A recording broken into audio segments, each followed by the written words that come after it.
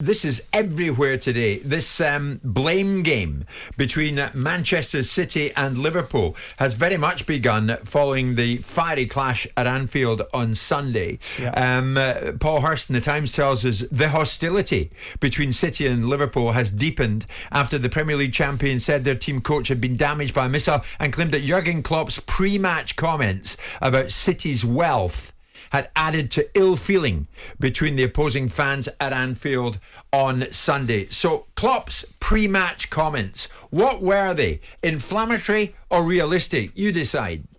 You will not like the answer about that, and you won't have the answer already. So nobody can compete with City in that. You have the best team in the world and you put in the best striker on the market. No matter what it costs. No matter what it costs, you just do it. I know, City, they will not like it. Nobody will like it. You ask the question, but you know the answer. But what does Liverpool need? We cannot act like them. It's not possible. Not possible. There are 3 clubs in world football who can do what they want. Financially. It's illegal and everything fine, but they can do what they want. Put in, and they will say, yeah, but we have to. But it's exactly the fact. We have to look at. We need here, we need that, and we need that, and then we have to look here and make it younger, and here a prospect, and here a talent. That's what you have to do, and you compete with them. It's not a problem at all for me. It's like it is, but it's you don't ask me that question because we always open this discussion, and in the end, it's me telling you. But you all know it. It's not possible to deal with that, and it will be like this. I heard now the Newcastle, whatever is there, said there's no ceiling for this club. Yeah, right. He's right. He's absolutely right. There's no ceiling for Newcastle. Congratulations. Some other clubs have ceilings. Makes no sense. So Klopp is saying there, regards City, we cannot act like them. It's not possible. There are 3 clubs in world football who can do what they want financially. It's legal and everything, fine. But they can do what they want. Now, then when you look more forensically into it, as Martin Samuel in the Mail has done today, Klopp's got it wrong, Simon, has he not? The league table for net spend for this season, Manchester City are bottom after selling Sterling, Gabriel Jesus and Zinchenko to make room for Haaland and Calvin Phillips. Across the last 5 years, in the net spend league, if you like, City would be 12th, Liverpool would be 9th.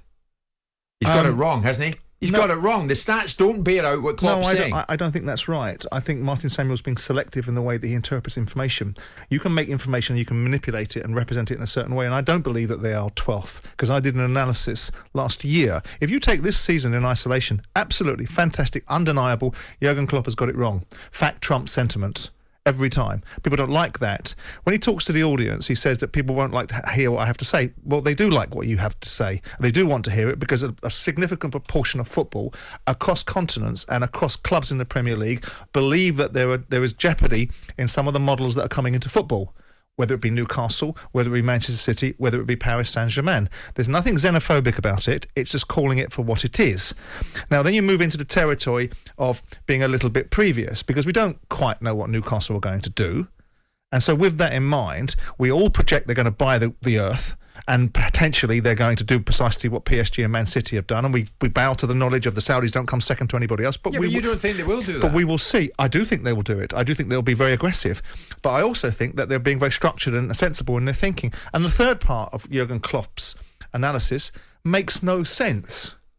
If you are governed by financial fair play, you cannot do precisely what you want. Yeah. So make your mind up, Jurgen, because on one hand you're saying they can do precisely as they want. On the other hand, you're acknowledging the existence of financial fair play. And then we move into a different territory of conversation. And we look at the dynamics of financial fair play, how much teeth that has had, and how it has been proven to have been gotten around, and how you have heavyweight football clubs that are prepared to say to authorities, we will tie you up in legal red tape like you have never seen before. We will out-legal you.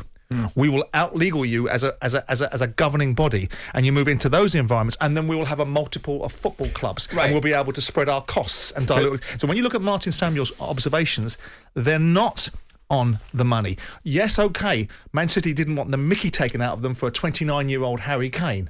Well, yeah, fine. They didn't want to pay 150 or 175 million quid or whatever Daniel thought he could put his hand on the tiller for. Simon, the comments are on the money because of the league table for net spend this season. But that's one. He's right about it. But that's one moment in time, and I absolutely concur. That's 5 seasons. No, I don't agree with that. Liverpool spent more. Net spend was more. I don't necessarily agree that Man City were 12th in the table. Now, there may well be a case, because I did an evaluation last November of the net spend, and Klopp came out higher than, lower per point achieved on the basis of the investment they put into place. Listen, City are fuming because he did what he did before the match. So was the comments that Klopp made, were they inflammatory or realistic? What's that got to do? Because it riled up the support.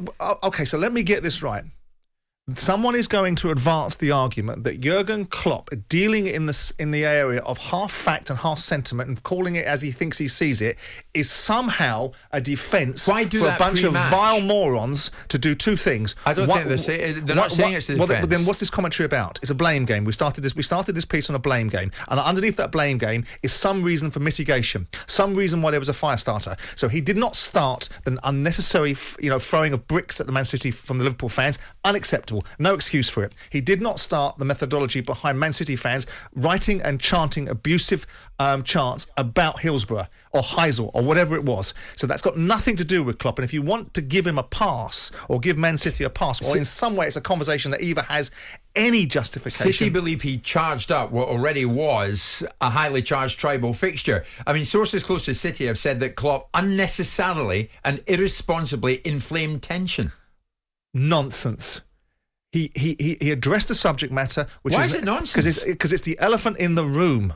Everybody, you can talk about what Man City have and haven't done, and they have every right, and they've increased their turnover, so they're now at a stage, right, after having bought and paid for a football team that pays £60 million for every fullback it buys, right?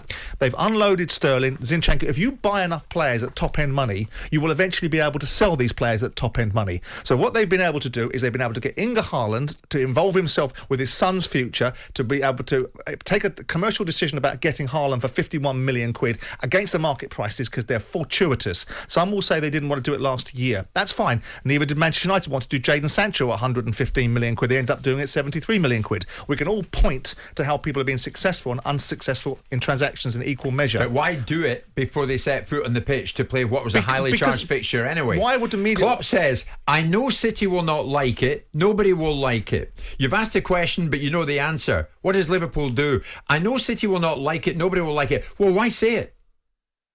Because in the framework, he knows what he's doing. In the framework of he doesn't know what he's doing. If he knew what he was doing, then the outcome would have been able to be projected. And the Man City Did he fans inflame an already inflammatory fixture? Did he inflame it further? I don't think it's necessary for those observations, but I don't think he's too far away from the truth. So, tragically, people don't like the truth. They only like the version of the truth that suits the argument they want. You know what, Man City? You're a wonderful football club. You've got wonderful players. You haven't got around regulations. You haven't been sanctioned. You haven't been brought up in front of governing bodies and fined for breaches of financial fair play. All of that didn't happen. Forget it. And by the way, Liverpool, you aren't hypocrites. You don't spend £85 million on centre forwards when you're accusing other people of having inordinate amounts of money. The whole thing is neck deep in hypocrisy. But that bottom line is, if we are going to, at any moment in this conversation, find some mitigation behind the appalling behaviour of both sets of fans in this context, then both the Man City officials and the Liverpool officials should be on the front foot, not trying to blame the other person. They should be saying, it's unacceptable from our respective fan bases and we're going to deal with that, rather than this BS. And Martin Samuel's column, whilst well written, is steeped in misrepresentations and unnuanced observations. But it's not wrong to say the league table for the net spend this season, City are bottom. No, it's a fact. And across the last 5 years, City would be 12th, Liverpool would be 9th. It's a fact. If you get to sell arguably one of England's best players, one of Brazil's best players, and a fabulous fullback, you're going to get some dough in, aren't you? And if you're able then to be able to lever a relationship with a former Man City player, pay him a big bag of money and give his son 500 grand a week, you're going to be able to get £51 million forwards. So let's have it right. So before Manchester City took to the field against Liverpool on Sunday, Klopp said, you will not like the answer. Nobody can compete with City. You have the best team in the world and you put in the best striker on the market. No matter what it costs, you just do it. Before a ball was kicked. Inflammatory or realistic? 03717 223344 81089. Jim White and Simon Jordan. Monday to Friday mornings from 10 on AM, on DAB, via the talkSPORT app and on your smart speaker. talkSPORT.